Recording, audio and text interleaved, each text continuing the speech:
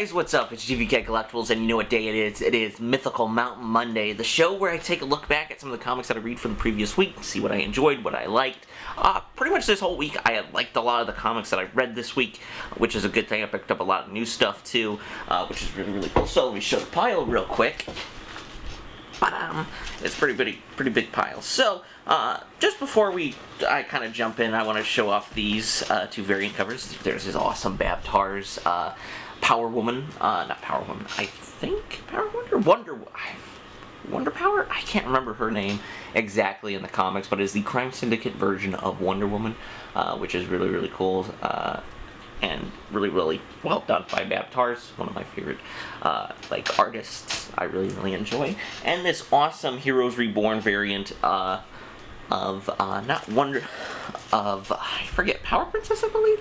I'm not completely sure, but it is an Art Germ variant, and it's very beautiful, well done by Art Germ. I really liked it. So, those are just some of the variants I got. So, let's jump into the first book that, some of the books that I read, of course, this week. So, number one book, one of the books I read this week was Vampirella 19 by Christopher Priest. The story continues of the Interstellar arc, which is, Vampirella on Dragula, or her home world, and we kind of learn a lot of what's going on. We learn that there's a rebellion. Essentially, Lilith is going to be executed, but there is her kind of brainwashed zealots, as they say, and it's really interesting. And a lot of the times with Christopher Priest, they jump back. With Christopher Priest's writing, he jumped back and forth between different characters and stuff, so it's really cool. Like, not different characters, but just different timelines. So you have her talking with her therapist, and you have all the stuff that's going on. Dracola, I believe. But it is very interesting. So far, the Christopher Priest run has been really fun, very unique. I think that the kind of first arc is really good, and it's really cool to see the kind of arcs continue throughout this whole book, which is going to be interesting. And we're ultimately going to learn, and we learn a lot of revelations of what, about Vampirella and also the world of Dracula, too, which is Dracula's darkest secrets. It's pretty good. The art is really good, really fun. The series continues to be really fun. The conclusion of the series, not series, but this arc is going to be next month, if I'm correct. Yep, next issue, issue 20, is going to be the continuation of the Interstellar story arc. It could be the final arc, but I'm not completely sure. But I really enjoy this book. Vampirella this is the first ongoing Vampirella book that I've read, and really got me into the character, especially the free comic book day, so I'm continuously reading it. It's a really fun book. I really love it. And the covers are just phenomenal, by the way. Like, if you could tell, they look amazing. So, one of the next books that I read was Hellions. Hellions, number 11. This book continues to be really fantastic and really fun. Hellions is really good, because it's one of those, I wasn't thinking too much of it, but it's really cool at first. Like, I wasn't sure how I was going to like the series, but it ends up being really cool as we continue to be on murder. And Arcadia is still controlling all the Hellions in Murder World. This is written by Zeb Wells, and I think he's done a fantastic job. But it also gives a lot of cool development to Quanin, aka Psylocke, because for the character, which I think is really cool, they bring in a lot of stuff from Fallen Angels, which was really cool that they did that. Specifically in this book too, because it is really fun to see that stuff not get ignored, which is really cool. It's actually funny because Sinister is actually making Arcadia a cloning facility so he can use them in Murder World, which Arcadia is a bit of a psychopath, if you couldn't tell. And it's really funny because Sinister got a tooth pulled, and I had a hard time trying to read it, but it's he's kind of sounding like this because he got his tooth pulled, which is really funny. But it is really cool. It's actually a fun book. The art is really killer in it. It's probably one of my favorite books that has really great art. I sang that most of the X-Men books have really, really fantastic art on each book, which is really, really great. But I really loved how this was kind of a, who basically kind of saves the Hellions is Quanon, which is really, really good, because I feel like this is a good series for her, developing her as a character, kind of stepping out of the shoes a bit, like being not a character for a long time, mainly being Betsy Braddock being in her body, which I think is really, really cool. And they even did, they had a arc with her and Betsy in 2 issues with her and Excalibur, which I really, really liked, because they kind of they're coming to a mutual, kind of respect for each other, because they know each other, essentially. They know each other on a very deep level, because psychics usually are that. But it is a fun book. Hellions is probably continues being a fun book, and it's also it's just really, really fun. I really enjoy it. I think it is a fun book, probably one of the best books. Sinister, as a character who I thought I wasn't going to really like, he's absolutely one of my favorite characters other than Quanon in this book, because he is fucking funny. He is just, and he's like a dick too, which is really, really great and really funny. So yeah, Hellions number 11 was really, really fantastic. I'm really excited to continue reading this series. I hope, because there is going to be the gala, that's going to be X-Men Gala, that's the Hellfire Gala, which hopefully, they haven't said anything that this book is getting canceled or anything, so I think this book is continuing after that, because I know Jonathan Hickman is getting off the main X-Men book, and he's going to be writing something different. I'm not completely sure what he's going to write. But Hellions number 11, really, really fun book. I really love it. So the other book I read was the Invincible Red Sonja number 1. Now this brings the team of Amanda Connors and Jimmy Palmiotti. They are known for writing Harley Quinn, I think during the New 52, which I think was a really, really good run. I think they did it all the way up until DC Universe after Rebirth. The event, basically the event after DC Rebirth, they continued the book, which is really, really fun, and the dialogue is really, really fun in this. So it is kind of starts with any other Red Sonja book, that she just kills a bunch of bandits that she's kind of guarding, but we kind of learn how she got here. She was on a boat with pirates. It's really, really cool. Then they discovered there's a princess aboard this boat who she eventually sneaks away. But it's really, really cool. There's a lot of cool action in the book, too, which I really, really love. Just her killing, because the boat of the pirates that she's with, basically taking passage, is attacked by sirens, and she just massacres them, which is really, really cool. This scene, it is a fun book. The dialogue is really, really great. Something completely what I expected from Jimmy Palmiotti and Amanda Connors. I think they are a really, really great writing team. The art is really cool by Mortaran. I can't probably pronouncing it wrong, but as always, I'll put the creative teams for each book down below to give them credit where credit's due. But yeah, Invincible Red Sonja is really, really fun. It feels like it is very much a traditional Red Sonja book comparison to very much the sword and sorcery kind of style book, which is really, really great. I continuously enjoy all the Red Sonja books, so despite depending on even the writers, it's really, really great. So yeah, Invincible Red Sonja was really, really awesome. I really loved it. I can't wait to read more of the series. I think it is.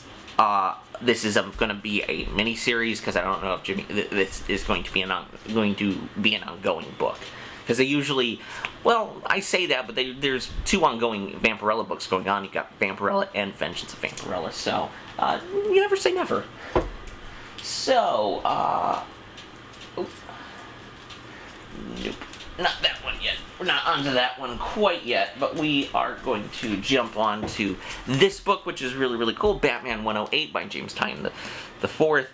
The introduction of Miracle Molly, even though she had a cameo, I believe, in 106, but we get the full appearance of Miracle Molly, and she's a pretty fun character. She is kind of the anti-Joker, if that makes any sense. She kind of stands for the opposite of what Joker is, which, the Unsane Collective, and you kind of learn about the inner workings, and it's actually cool because Batman Bruce goes under as Matches, his kind of alter ego for the crime world, and of course Miracle Molly figures it out, you're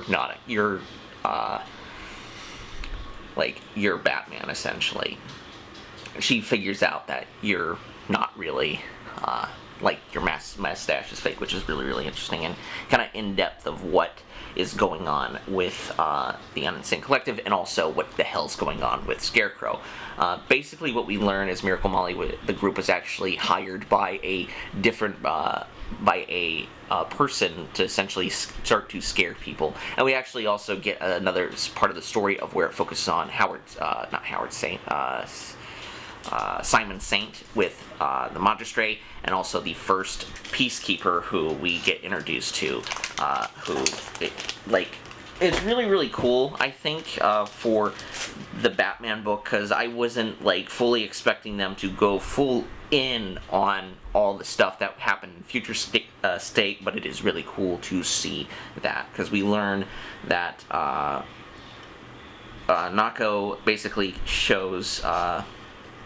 declares a hero to Sean Mahoney, who he eventually is going to become Peacekeeper 1, which is really cool, and he's going to be the kind of front of the Magistrate program from Simon Saint, so it is going to be very, very interesting. One thing I really do love about the book, especially with the Uninsane Collective and Miracle Molly, feels very much like a cyberpunk kind of style feeling with Gotham, which I think is really, really cool, really well done. The art is really killer. James Tynion continues to do a great job, and also Tynion did the backup story for Ghostmaker, which continuously shows him being really, really like a fun, cool character, very unique, very different, kind of like you get to see what he was doing before he got to Gotham, before like after the Joker War, before he got there, when the Joker War was done.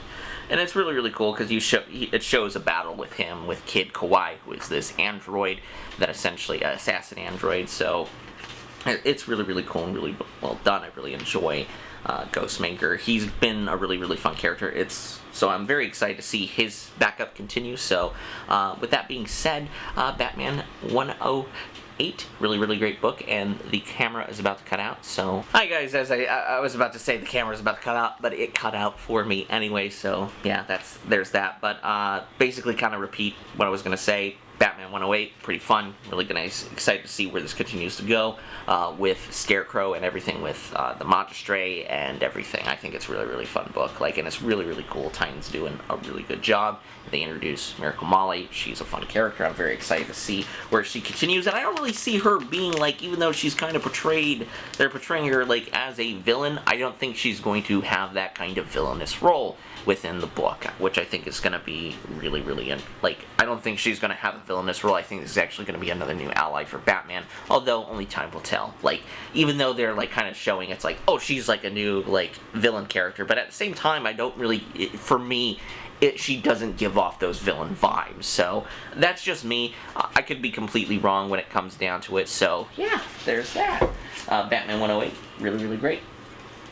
Here we have Noctera number 3. This series continues to be really, really great. It continues off where it ended, and it pretty much continues after where we saw the book last, where Blacktop Bill was tasting Val and everybody, Emery and Gus and Bailey, essentially. And it's really, really cool, because, he does such a good, Snyder does a really, really good job. He does really, really cool villains, very creepy villains, which I really, really like, and we get a lot of dialogue where he's Blacktop Bill is essentially used to hunting, but, they tried their best to get rid of him. But it is really, really cool, because we actually get a little, with all the previous issues, we get a little preempt up to we learn a little bit more about the Shades, about that happened within the Big PM. And it's actually kind of tragic, because we then learn what happens to Emery's and Val's parents, that they were actually taken over by the presence. You kind of learn what happens, because if they're if their eyes kind of go into this kind of star-like look, you're basically, the eyes turn yellow and your eye turns red, and it's you're too far gone at that point. And they're and it's alluded to that they are whispering, they say it's they say that they love their kids, that they are probably talking to something else, so to show, maybe the Shades have kind of a collective hive mind, which I think is really interesting. I don't know, that's what I am interpreting from it. But it's really, really cool. The art is killer by Tony S. Daniels, and Tony Morale does a really, really great job with the coloring. It's a really good looking book.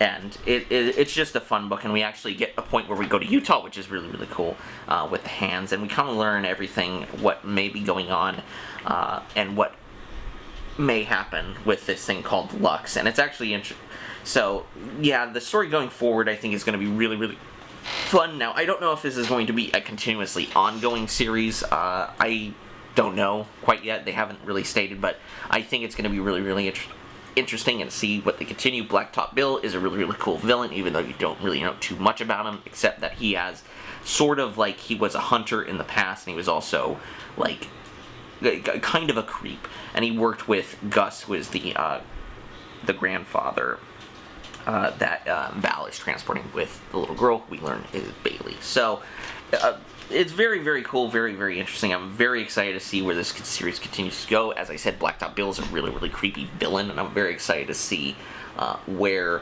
Noctera goes from here. It's a really, really fun book. I suggest definitely picking it up, because it's fun. It's Scott Snyder. Like, the dude is a great writer, I think, and yeah, definitely pick it up.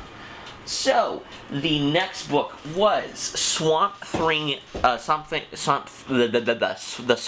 #3 by Ram V, and this book is really, really cool, really well done. We actually get a teleport focus on the green a lot, and we actually get to see some familiar characters. We actually get to see Ivy, aka Poison Ivy, which is really, really cool, and we also get to see basically Jennifer is trying to help Levi kind of figure out what the hell's going on with him, with the blackouts and the nightmares and everything, but he is kind of, we are teleported to the green, like this extra-dimensional like realm where Swamp Thing is, and it's really, really cool and really well done. I really love it, and we actually kind of learn that there's 2 Ivies, so this is very interesting. So I assume this is kind of within the green, that there's 2 personalities for Ivies. There is the much more kind of like, not childlike behavior, like very much more childlike, and she isn't really the poison Ivy. She's very much the good Ivy.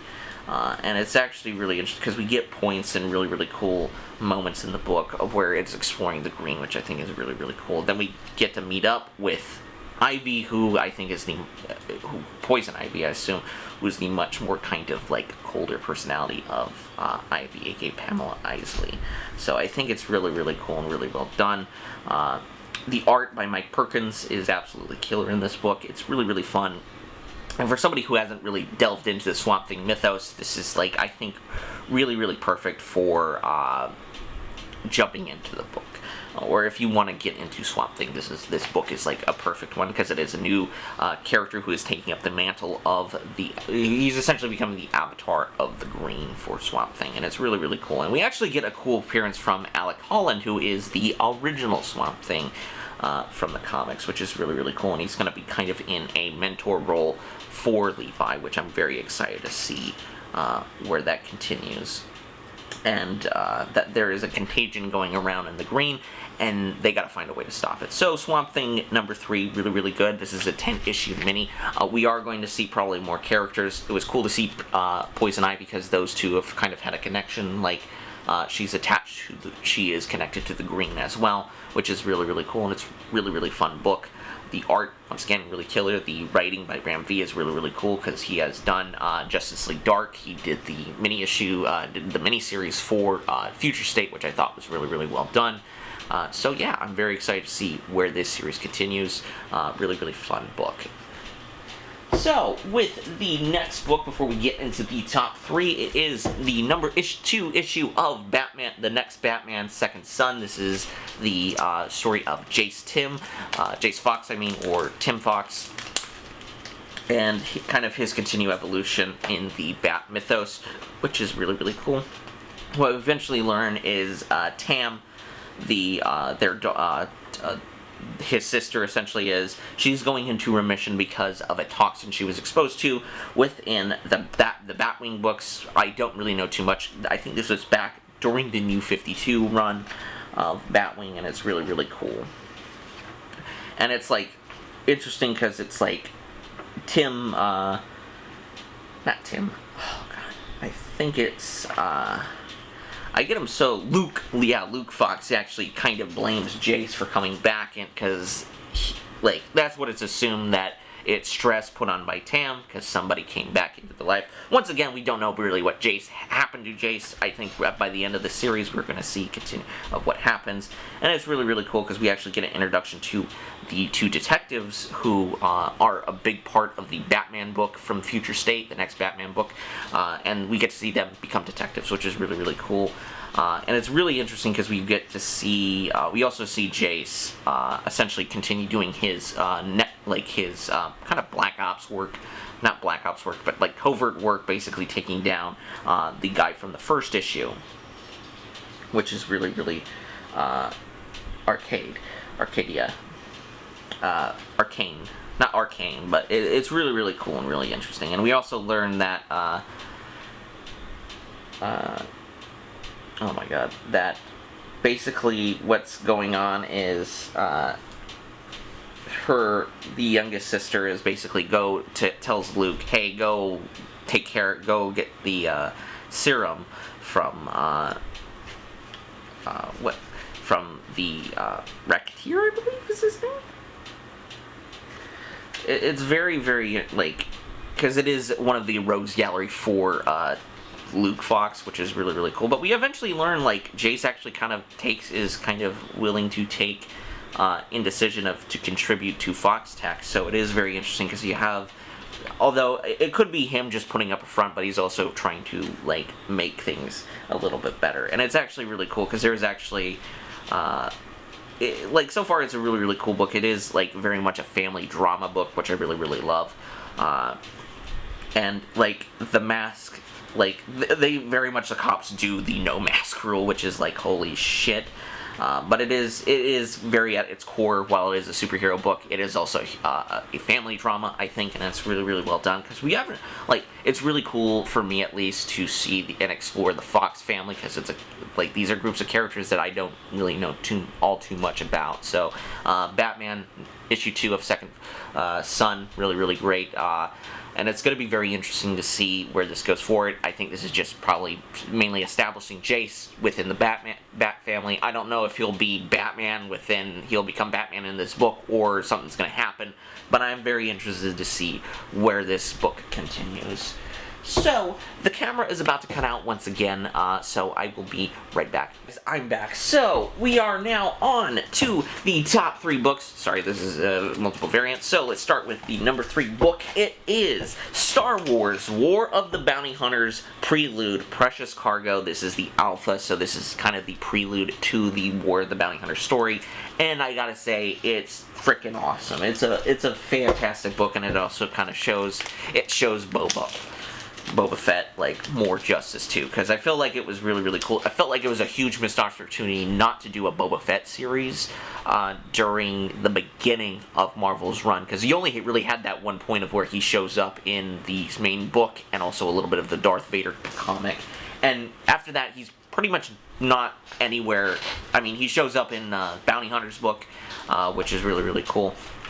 But basically what we learn is Boba is on his way to deliver Han Solo to Jabba. But he ends up learning that something is happening, of where his Han Solo, what is happening is the carbonite matrix that imprisons Han Solo is unstable, so eventually he will, if it's not fixed, he'll turn into goo. The only problem with this is Boba's like, yeah, he goes to a guy, can you fix it? And the guy's like, yeah, I can fix it, named Doc. And he's like, I can fix it, but I need money for it. Unfortunately, Boba doesn't have money on him, so basically what happens is Boba is roped into fighting in this kind of gladiatorial arena kind of thing to pay up. Because there is a guy who, Nara Kanji, has a pet warrior, Mithrat, Wiriman Lich. She killed a fighter I sponsored once, as I'm reading it directly. Basically saying, she cost me money, so I want you to take her out. Boba's like, I can't do that. Because he's got too much, like, he's Boba Fett, so he's got too many vendettas against him. But what happens is that he's like, I can, like, he'll do it, but, like, he's like, I need something to protect this armor because this armor has a reputation with it. So, and he's like, yeah, no problem. Basically what happens, he gets a nano spray and sprays it. Basically what this nano spray is, it's mainly for surgeries and stuff, but it basically turns his armor into all black. So it's really, really cool. He enters the fight, and it's really, really cool, and I really love what they did, where he basically, the lady asks, what's your name, so you can enter, and his name, he just says Django, which I thought was really, really cool, paying tribute to his father. And we actually get flashbacks to, a little bit of a flashback to episode 2, where Boba picks up the helmet, which I think is really, really well done. But we just see Boba just kick ass throughout the whole book, which is really, really cool. Then he gets finally to the main person he's out to take, and he does it, no problem. Well, with a little problems here, but we eventually learn that something happens where Doc essentially is killed and Han Solo is taken. So this kind of sets up, and we don't know who it is, so this sets up for the War of the Bounty Hunters story, which I'm very excited to see. This was a really, really cool issue. It shows how cool Boba is. It's really well done. And I think a lot of the lines that are said, the dialogue, Charles Soules writes this, and the art is really, really cool too. It's really well done. It reminds me of kind of classic Star Wars, Dark Horse comic art style, which I think is really, really great. Some of the best art style I think I've seen, other than I think the Darth Vader book. Well, a lot of the books are really, really good. A lot of the Star Wars books, much like the X-Men book, have really, really great artists attached to them. But, yeah, I'm very excited to see where War of the Bounty Hunters continues. I'm very excited. This is just generally a really fun book, and I definitely suggest picking it up, because it is going to be an awesome event. So, with the next book in the line, recommendation number 2, or my favorite one, was Jenny Zero by Dark Horse. Now, this book was originally, I think, supposed to come out a few weeks ago, but it had a printing error. But what we learn, this is actually a fun book, because it is kind of in the vein of Ultraman, of course, where we learn that there is a character, this lady named Jenny Tetsuo. She is what she is a she is the daughter of this old superhero, essentially, kind of like this Ultraman style hero. And what we learn is she's kind of hungover. She's kind of she's a wash up, essentially, and kind of like a party, kind of washed up, where she basically is kind of forced to come back into this, because she kind of she had the problem of living in the shadow of her father and everything and her uncle visits her, basically say, hey, there are kaiju coming, we're pretty much evacuating the whole city, you gotta help us. But she's like, okay, fine, I'll do it. But it's a really, really fun book. It's really unique, it's really cool, and there's moments of where she's fighting when she's drinking also, she's killing kaiju when she's completely shit-faced, which is so funny to me. I really, really love the book. I'm very excited to see where this continues. It's really, really, we're in a cool age of where we're getting all these kind of kaiju-related books. We're getting Ultra Mega, we're getting Rise and Trials of Ultraman, Godzilla's back, of course, and Ultra Mega. It's really, really a cool time for, kaiju fans, I think, especially if you love comics. It's just a really, really fun too. And this is a fun book. It's a fun, doesn't take itself too ridiculously seriously. Jenny is a funny character and a really, really cool, and I'm really excited to see how her character evolves. This is going to be a 4-issue mini, so I'm very excited to see where this continues. So yeah, Jenny Zero, number 1, my second recommendation. Now for my top recommendation, now this was, I actually saw previews of this, I think within Department of Truth, because it's an image book, and they like to do it. Let me just say the title, it is The Good Asian. The Good Asian is a really, really cool book. I wasn't sure what to expect of this book, but it is really, really cool because it is set during 1936, and we actually learn about this man named Edison Harkin, and he is essentially a detective, and he's kind of following, learning. He comes back and he's kind of hired on this China. He's on the Chinatown squad, if that makes and he as a detective, which is really, really cool. And we kind of learn a backstory of him, and he actually busts a member, a Chinese member who is dealing drugs, which is very interesting. It's really cool because it kind of delves into the race like the prejudice that Chinese people were facing at the time during in San Francisco, which is really, really interesting, and especially within Chinatown. We also learned that Edison was adopted by this